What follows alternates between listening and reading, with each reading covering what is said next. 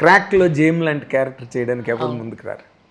క్రాక్లో Jayamma character అది చాలా powerful అవునవును అవును. అంటే యాక్చువల్గా నేను చేసినప్పటికీ ఇంత పెద్దగా వస్తుందని నాకు తెలీదు.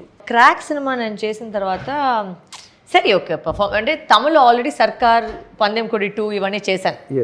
ఒక నాట్ సేమ్ కాదు బట్ ఒక సిమిలర్ ఒక ఆ విలన్ వైబ్తో చేశాను. సో ఇది కూడా ఓకే అట్లనే ఉంటుందని అనుకున్నాను. But the kind of response I got for Jayamma I honestly did not expect. అది అదే ఎప్పుడు నేను చెప్తాను, నాకు వాళ్ళు ఇచ్చిన ప్రేమ తెలుగు ప్రజలకి ఎప్పుడు నాకు చెప్పేది నాకు ఇచ్చిన ప్రేమ అయితే నేను అసలు ఇంతవరకు వస్తుందని నేను నిజంగా ఎక్స్పెక్ట్ చేయలేదు. టు ద పాయింట్ దట్ నేను చేసిన ఫస్ట్ సినిమా వచ్చేసి డైరెక్టర్గా తెలుగులో చేసినాను. సో అంత లవ్ వాళ్ళు నాకు ఇచ్చినా కూడా నేను వాళ్ళకి ఇవ్వాలని ఒక రిటర్న్ గిఫ్ట్ లాగా అదే. అంటే మొన్న జరిగిన ఫంక్షన్ మీది చాలా ఎక్స్ట్రాడినరీగా జరిగిందమ్మా. It's an event of substance, celebration apart from celebration. ఎందుకంటే అందరూ prominent women of south Indian cinema వచ్చారు అందులో. And more empowerment of women అన్నది ఎక్కువ డిస్కషన్ పాయింట్ అయింది అక్కడ. మీరు యూ ఎంజాయ్డ్ అండి ఉమెన్ ఎంపవర్మెంట్ అన్నది మీ లైఫ్ ప్లాన్ చేసింది నేనే. ఆ ఈవెంట్కి అయితే అది అందరు కూర్చోపెట్టిందంతా నేను థింక్ చేసి ఒక కారణం కోసం అది పెట్టింది అది. And I'm a very strong believer of women empowerment and you know women's rights basically. నేను దాన్ని ఎప్పుడు ఐ థింక్ మేబీ ఇక్కడ మనకు కొత్తది కాబట్టి తమిళ్లో అయితే నేను చాలా విమెన్ కోసం పోరాడినా, అగ్రెసివ్గా ఉన్నాను. సో అది ఇక్కడ ఉన్న జనాలకి అది తెలుస్తుందో తెలీదో నాకు తెలీదు.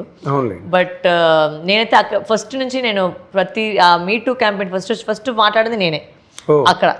So I always been standing up for women's rights. So నా వల్ల ఇంత ఒక మంచి మెసేజ్ అది పోయి ఈవెన్ ఒక 10 మనిషికి వెళ్ళినా కూడా I consider that as change.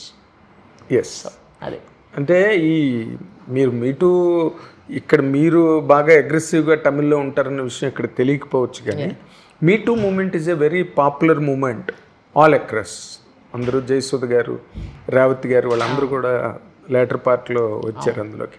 నిన్న కూడా ఏదో మంజుమల్ బాయ్స్ డైరెక్టర్ మీద ఏదో ఎలిగేషన్ వచ్చి అదో వచ్చిందనమాట. స్టిల్ మీరు ఇంతలాగా పోరాడుతున్నా అలాంటివి జరుగుతూనే ఉన్నాయి ఎక్కడ సార్. అది ఇప్పుడు ఫ్రీడమ్ అంత తొందరగా రాలి కదా.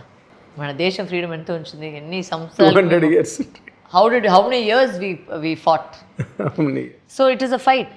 Women are battling and we've just started the war. So ఎక్కడో ప్రారంభమైంది.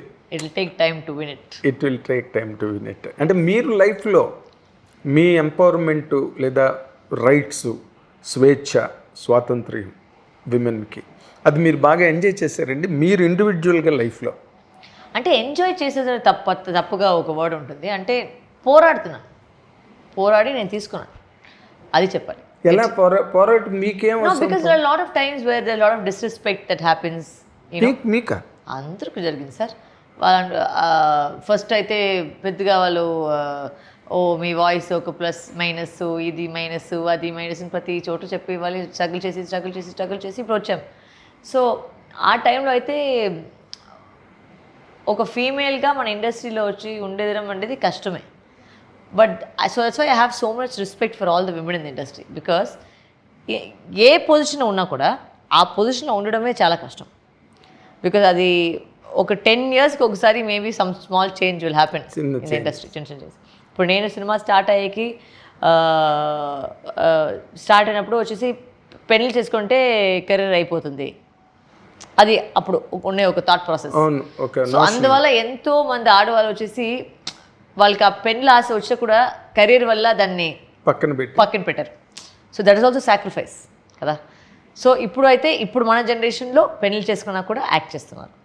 So that is the biggest change that we have seen. Correct. So అట్లా ఒక్కొక్క జనరేషన్లో ఒక్కొక్క చేంజ్ రావాలి. అది మార్చుతూనే ఒక ఫ్యూచర్ జనరేషన్ కూడా ఒక మంచి ఒక పాత్ ఇస్తుంది.